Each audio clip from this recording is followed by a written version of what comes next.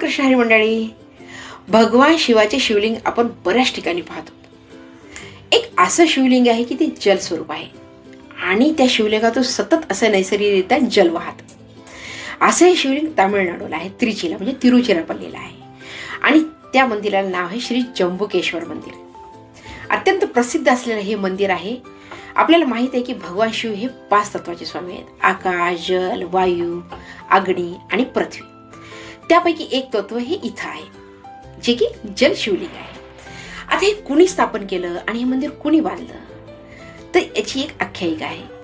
भगवान शिव आणि पार्वती हे कैलासावर बसलेले असताना देवी पार्वतीने काय केलं, मिश्किलमध्ये भगवान शिवाचे डोळे त्यांनी झाकले. मग आता भगवान शिवाचा तो क्रोध आहे, पण भगवान शिव काय म्हणाले, याचं प्रायश्चित्त तुला घ्यावं लागेल, तू नाही असं करायला पाहिजे. तर म्हणे आता काय करणार. तर देवी पार्वतीला म्हणे, जा म्हणे पृथ्वीवर आणि माझी तपश्चर्या कर, माझी पूजा कर आणि मला प्रसन्न करून घे. देवी पार्वती म्हणाले ठीक आहे. ते आल्या तामिळनाडूला, त्रिचीला. तिथे कावेरी नदी आहे आणि जम्बू वन आहे. मग देवी पार्वतीने काय केलं, कावेरी नदीचं पाणी घेतलं, जम्बू वनामध्ये गेल्या, जम्बूच्या झाडाखाली त्यांनी त्या पाण्याच्या साहाय्याने शिवलिंग तयार केलं आणि तिथं पूजा केली, भक्ती केली, तपश्चर्या केली. बराच काळ लोटला. भगवान शिव प्रसन्न झाले आणि देवी पार्वतीला त्या जलशिवलिंगामध्ये त्यांनी दर्शन दिलं.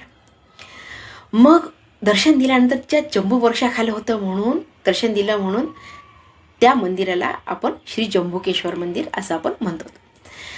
असं हे जलशिवलिंग, याला अपूर लिंगम पण आपण म्हणतो.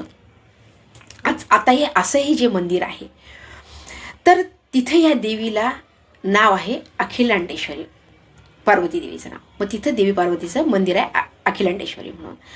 आणि तिथं शिवपार्वतीची जी भेट झाली ती गुरु शिष्याच्या रूपात झाली, म्हणून तिथे शिवपार्वतीचा विवाह होत नाही. आता हे मंदिर जे आहे ते 1800 वर्ष जुनं आहे आणि हे 2ऱ्या शतकातील राजा चोल यांनी कोंगो सेगनन या नावाच्या राजाने हे मंदिर बांधलं.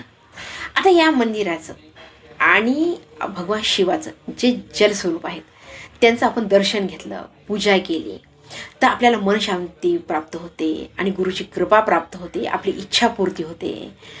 असं ह्या शिवाचं आपण दर्शन घ्यायला विसरू नका. हर हर महादेव.